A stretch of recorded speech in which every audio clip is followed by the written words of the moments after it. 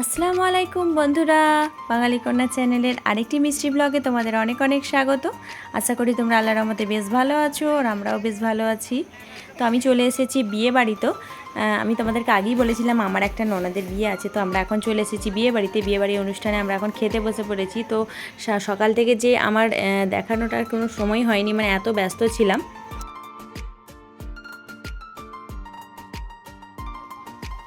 তো কী মেনু আছে বিয়েতে তোমাদেরকে দেখাবো, তোমরা দেখতে থাকো আর আমাদের এই বিয়েবাড়িটার এনজয়টা তোমরাও করো আমার সাথে সাথে।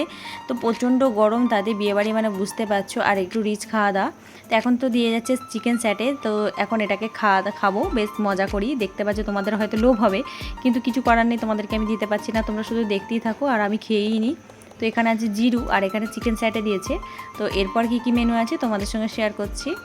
তো এখানে দিয়েছিল নানপুরি আর এখানে দিয়েছিল চানা। তো নানপুরির সঙ্গে চানাটা আমি একটু বেশ মজিয়ে জমিয়ে হাত আর কি কবজি ডুবিয়ে খেয়ে নিলাম, যেহেতু ননদের বিয়ে। এখানে জোহানবাবুও খাচ্ছিল, তো পাশে আমার সঙ্গে আরও অনেকে খেতে বসেছিল। তো এখানে রয়েছে ফ্রায়েড রাইস আর এখানে হচ্ছে চিলি চিকেন দিয়েছে। তো চিকেনের পিসগুলো দেখতে পাচ্ছ, আর রাইসটা এত সুন্দর হয়েছিল তোমাদেরকে বলে বোঝাতে পারবো না।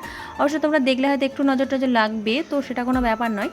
তো রাইসটা খাবার পর আমার এত ভালো লেগেছিলো, তো আমি আরেকবার নিয়েছিলাম। তার সঙ্গে স্যালাড ছিল আর এখানে ছিল আমের চাটনি, কাঁচা আমের চাটনি, তার সঙ্গে পাঁপড় আর এখানে যে সন্দেশের পিস, আরও অনেক মিষ্টি আছে তার সঙ্গে। তোমাদের এই গরমে বিয়েবাড়ি খেতে কেমন লাগে সেটাও জানিও।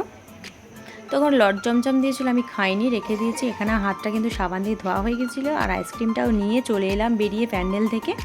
তো আমরা এখন বেরিয়ে চলে এসেছি আর এখন আমরা আছি স্টেশনে। তো স্টেশনে আমরা একটু ঘুরু করে কিন্তু ট্রেনে করে সবাই মিলে বাড়ি যাব।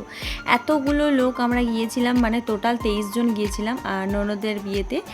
তো সবাই মিলে এখন আমরা স্টেশন দিয়ে এখন আমরা চলে যাচ্ছি ওভারব্রিজে। আমাদের এখানে কিন্তু ফ্যামিলি ফটোশ্যুট হবে আর সব কিছুই কিন্তু প্রচুর মজা হয়েছে। আর তোমরাও কিন্তু কেমন লাগলো অবশ্যই কমেন্টে জানিও। সকলেই কিন্তু আমরা খুবই মজা করেছি।